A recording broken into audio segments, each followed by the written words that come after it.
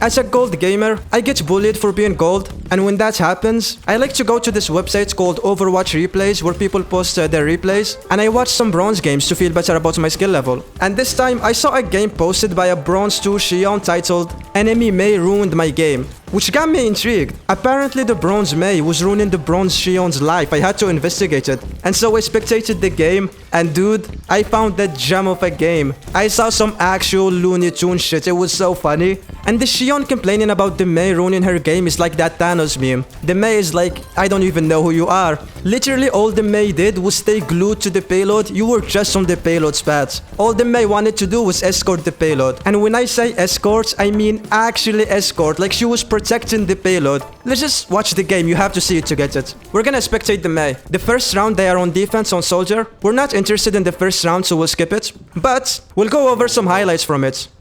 Here, he started tweaking randomly after spawning. He used his heal ability. He starts meleeing and shooting the ground. I don't know what that was about. Now, he's gonna ult, and I swear to God, I did not know the soldier gun could tilt this much while visoring. I'm seeing parts of the soldier gun model I've never seen before. The gun is actually fighting this guy to try and hit a shot. Now this is where he decides to go demon mode and swaps to Mei. His opening play on Mei seems to always be placing a wall somewhere where the fight is taking place. His mindset seems to be place a wall first, find a use for it later. Like maybe I'll use it as a cover later on or something. Now the crazy part is that I kept getting surprised that it's working. Like he just randomly places it, nothing happens at first, then some enemy gets stuck on it and they die. Like maybe it's not random. Maybe his plans are measured in centuries, you know? Like the enemies keep getting stuck on the walls. The walls do seem to break their pathfinding algorithm a little. Also, at a certain point, the wall drew aggro from the Junkrat. Like the Junkrat turned away from the teamfight to destroy the wall behind him in open space. Anyways, after a while, he's gonna tweak at spawn again. He spawns, jumps, secondary fire, ice block.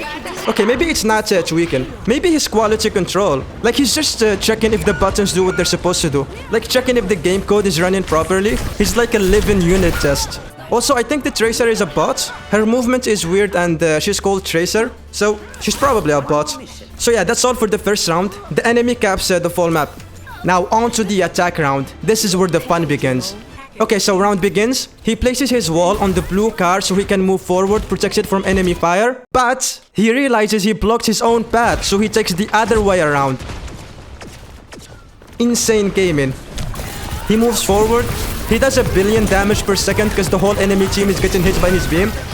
He has 47 ammo left out of 140. He's not gonna reload. I'm not joking when I say this. This guy reloaded 3 to 4 times this entire 20-minute game. And when you think about it, why would he? The game does it automatically when you run out of ammo, so who cares? Anyways, he goes to the right door to flank.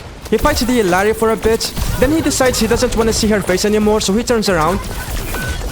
I don't know what's going on this fight, but the Mercy gets him in the end. Okay, he's coming back. Remember earlier when he placed the wall on the blue car to protect himself while moving forward, but it also blocks him? Well, he remembered that as well, cause now he placed the wall further ahead as to not block his path. Dude, this guy is literally Mahoraga. He's evolving and adapting real time. Like earlier, the moment he walked up to his wall and was like, wait, my wall blocked me? The clock thingy on top of his head fucking rotates. Never again. He tussles a bit with the queen, then he turns to place his wall like 6 kilometers away on the point. Who knows why, man? Maybe the wall will help out the bot Tracer on point somehow. He uses ice block, then turns around to kill the Reaper. Absolute demon. Gets killed by the queen, but he placed the wall right behind her to block her. His idiot teammates don't capitalize on it, unfortunately. He spawns. Yep, the secondary fire still works, nothing to report. Now, the enemy junk is 1 HP in the middle of his team. What does he do? Gets ulted, bitch. And then he kills her before his ult could do a single tick of damage. What a freak demon, man. Remember a moment earlier when I was talking about how he never reloads? Like, when he didn't reload his gun and went through the right door with 47 ammo? He's gonna do it again. He's not gonna reload and he's gonna go through the right door with 47 ammo. And to be fair, that's like 42 more ammos than what he needs to deal with these clowns. He only needs 1 ammo for every soul he claims. He was gonna destroy the Illari pylon, but then he spared this, you know, whatever. Now he's just capping points. He goes in his cocoon, he's gonna come out twice as strong. Executes the Shion. They're just capping points. Now I want you to look at how he neatly places a wall there to protect the point while they cap. It's kinda cute, and this is the reason I wanted to make this video. This guy is so objective focused. Like, the objective is to escort the payload, right? And in my years of playing Overwatch, this is the first time I've seen someone actually escort the payload. It sounds weird, but usually we're not escorting the payload, you know? We're not doing the knight protecting the princess meme. We don't care if a stray bullet hits the payload. Usually we're just doing stuff and having team fights around the payload. This guy is actually escorting the payload, and it's so fucking good. Like here, he was gonna chase the enemy with his team, but then the escort the payload text pops up. He goes, oh, I need to escort the payload, and then he goes back.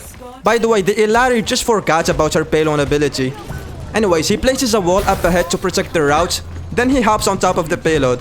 Just low cortisol May gameplay, you know? Reaper is gonna ult, he gets in his cocoon, and when he gets out, he's gonna start drawing a magic circle on the ground. Luckily for the enemy team, they interrupted his ritual and forced him to back off. That's very lucky. Who knows what evil deity he would have summoned if he got to finish the magic circle. Now he's gonna do the billion damage per second beam, because the enemy team loves to align themselves perfectly in front of him. Big ult, caught the mercy, and executed.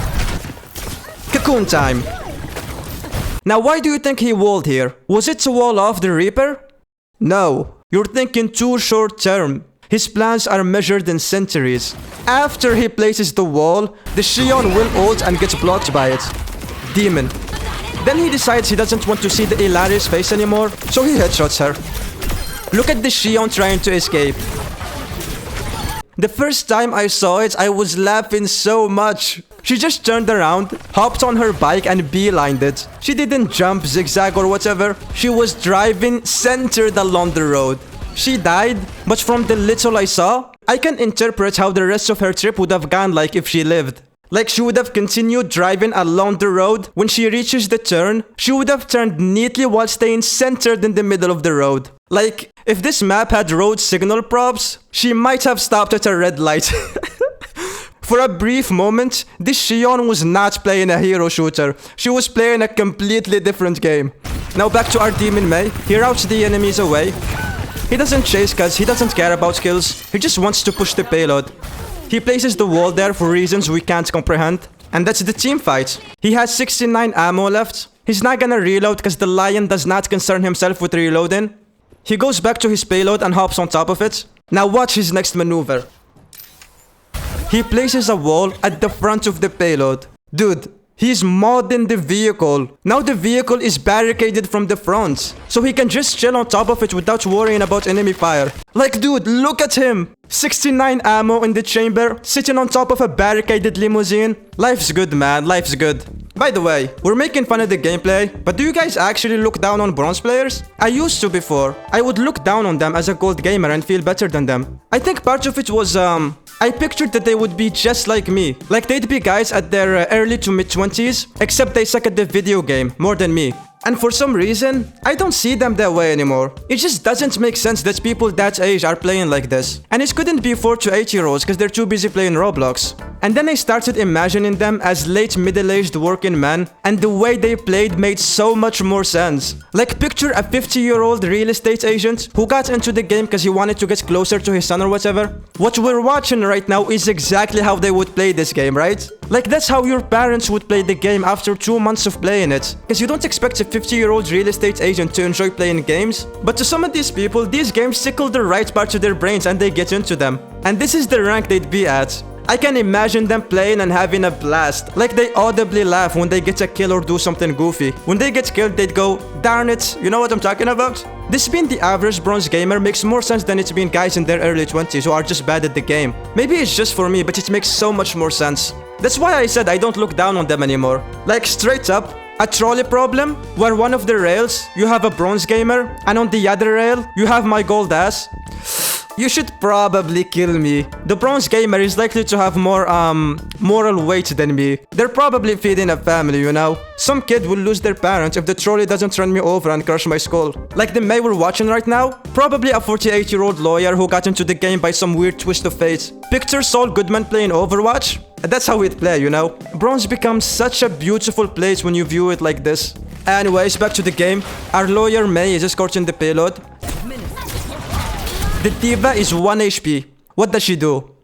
She dashes straight to the enemy team. She actually had a I'm gonna end it all moment. The kill feed, by the way, it shows that no one destroyed the mech. Even the game is like, no one did this to you, diva. You did this to yourself. Now, we can laugh at the diva's bad play, but remember, that's a 52-year-old banker. And this is his last game of the day because he's tired after a long drive home back from his son's wedding, okay?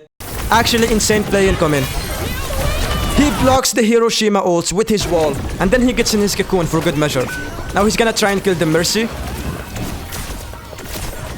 Good effort. And he dies to the Reaper. He's not gonna teleport to the next spawn room and save some time, because unlike you, his attention span has not been destroyed by TikTok, so he can tolerate a longer trip. After a long journey, our hero arrives at the payload and drops a nasty May ult. Kills the Shion. Mercy died. He shoots her corpse to make sure she stays down, you never know. Dies to the Reaper again, but his ult already won the team fight.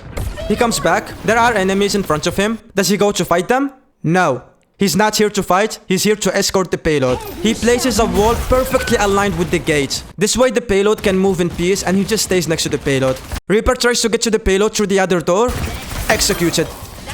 He goes against protocol here and leaves the payload for a bit, but that's okay. He goes cocoon mode and lands perfectly next to the payload. Places a wall next to the payload so nothing hits it. Cocoon. They're all dead when he gets out, by the way. Reaper. Executed. Shion. Executed.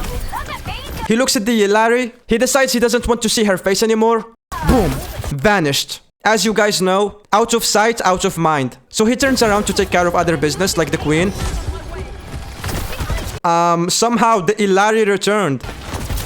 Mercy reses the Reaper, now he's sandwiched between 3 enemies. No problem. He gets in his cocoon, heals himself to fully charge ults, gets out, it's ulting time. This ult finishes the game. He freezes the Yllari and the queen, and even though he dies, they kept the points. Okay, third round. They're also on attack. We get to see more payload escort in action. The demon is unleashed. Is he gonna put his wall on the blue car? Nope. He already adapted and evolved. He kills the Shion. He places a wall somewhere for some reason. He dies. His team won the team fight, probably thanks to the wall. Now they just need to clear points. Now the big gate opened. But, unlike the second round, he can't place his wall to block it and protect the payload because he just used it. So what does he do? He uses his cocoon to block it.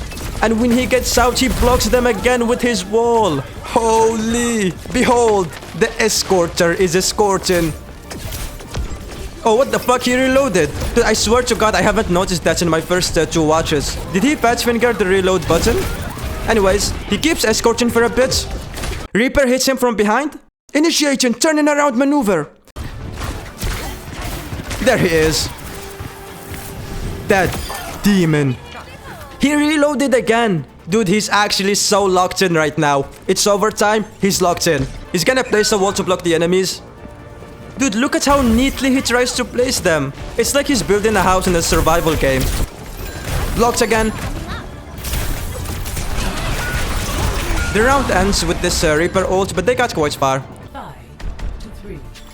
Last round of the game and they're on defense. Defense rounds are boring, so I'll just go over the highlights from it. When the game starts, he wanted to block the enemies at spawn, okay? And he gets so close to the door because he wanted to align it perfectly. Like he's making micro adjustments and getting closer so that it's perfectly in the center. I was so scared for him. I was like, he's gonna die. He doesn't get away with this, right? But he does get away with it. The demon gets to live another day to torment mortals. And then, after the fight is done, he wanted to put a wall to cover the point. And again, he tries to align it perfectly with the corner. He tries to angle it as well. Guys, autism or OCD, call it. It's cute either way. Anyways, the enemies don't get to touch and the game ends. The Mei wins. What a beautiful game. Dude, I wanna do more bronze spectatings. Thank you to Memento Mori for sharing your code, and thanks to Orioni for being a Mei demon. If you liked the video, then please like and subscribe. Thanks for watching and take care.